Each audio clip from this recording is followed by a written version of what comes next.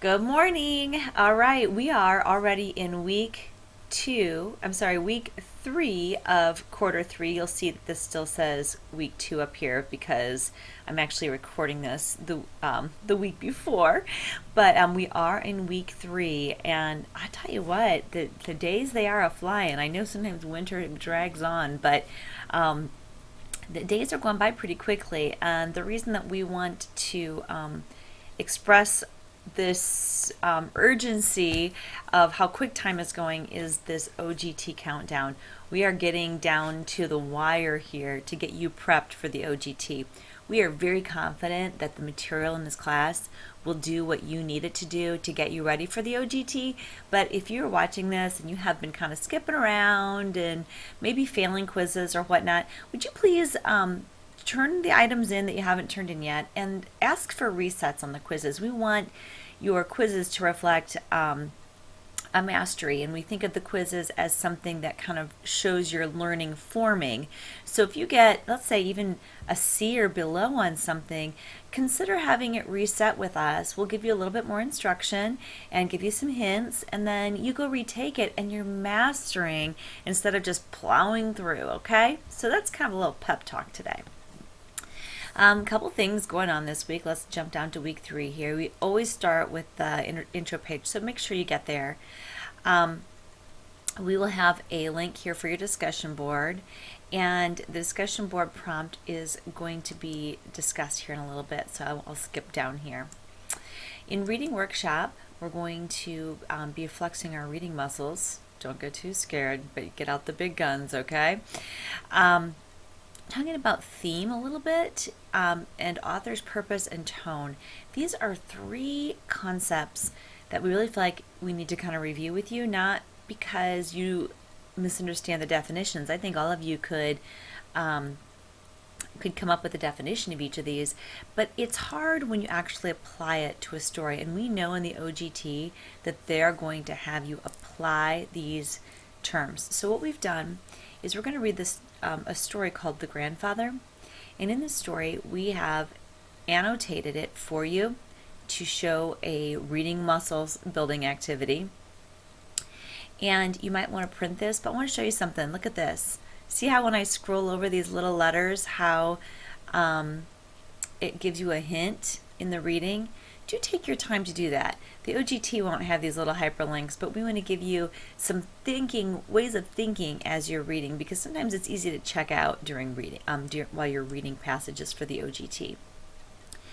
You can keep this passage open. In fact, do keep this passage open and hit Control N or open another browser window in a way that you like to do it while you take the quiz. And let's just take a real quickie peek at the quiz here.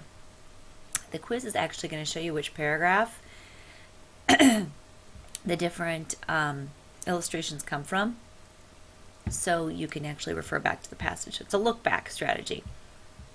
We're going to be looking at we're going to look for tone in a sense of family pride. We're going to look for theme.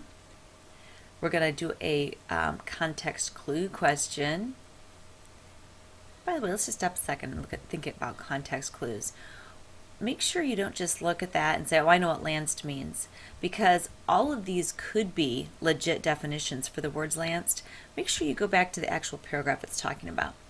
And don't get what you would feel the word is, but what the author is trying to convey the meaning of the word is, okay?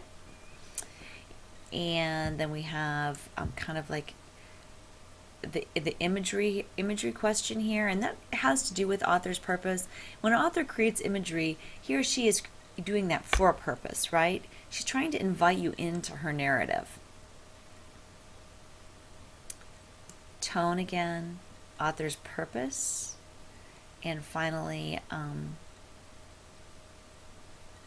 finding examples from the story. So those are all going to be key concepts as you read the story. Those are things you're going to be asked. Okay, so one other little thing in reading workshop is Mrs. Miranda made these titles, and I hadn't read them yet. They're pretty funny. I work out, and there's going to be some music on here. I love music buttons. You click there, and the music starts up. And just a hint, it might have something to do with check baby 1, 2. These are going to be how to check to write your extended response and short answer. This is going to be key on every OGT test you take, not just in our class. So do click around, look at each of these buttons and what's underneath them. And you will need to click on the how to picture to know how to take the training quiz, which is the next button. So then we're going to take a training quiz that's going to talk about the video you just watched. So you've got to watch the video, okay? And that's under the how to button. And then we're going to actually have you apply this concept of short answer and extended response to the grandfather story that we just read. So 3 things that you're doing in writing workshop. You're reading the story, you're taking the training quiz, and you're taking the short answer extended response. But do read the pages in between, obviously. Okay, in writing workshop this week, we're going to be on a SWAT team. And this is something new for us. I mentioned it last week, and I said we were starting it last week, but I was wrong. We're starting it this week. SWAT stands for Spontaneous Writing and Thinking. And we do want you to click on things and look through things and see why. We're going to give you an inspiration piece, some cool video clips, and we're going to ask you to get started. The get started part is a way to get your paper started or get your response started. The whole idea of SWATs is we want to give you lots of practice in writing. There's a lot of research that says daily writing just produces better writers. So then we have the SWAT actual exercise where you take the prompt of the week, which is sort of a fun prompt. We're trying to make them a little bit interesting. You pull up the worksheet here.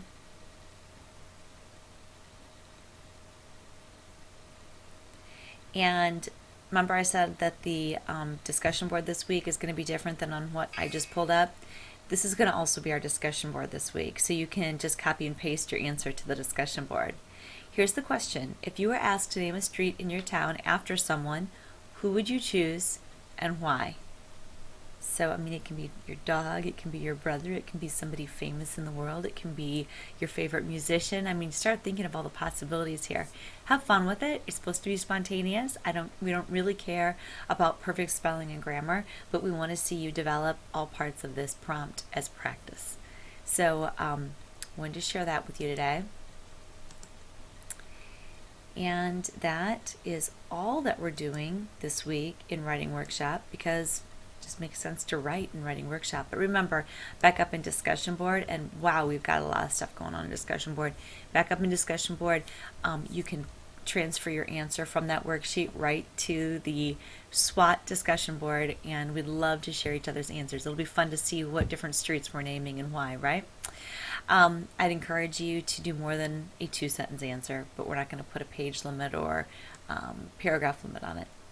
All right, that's all I got for you today, and we're looking forward to hearing from you through your work that you complete through Message Center, and just really encourage you to take these weeks seriously as we buckle down and prep up for the OGT. We'll see you in WebEx at 11 o'clock on Monday, Tuesday, and Thursday. Monday will be Reading Workshop, Tuesday Writing Workshop, and Thursday OGT Review and Prep. Have a great week.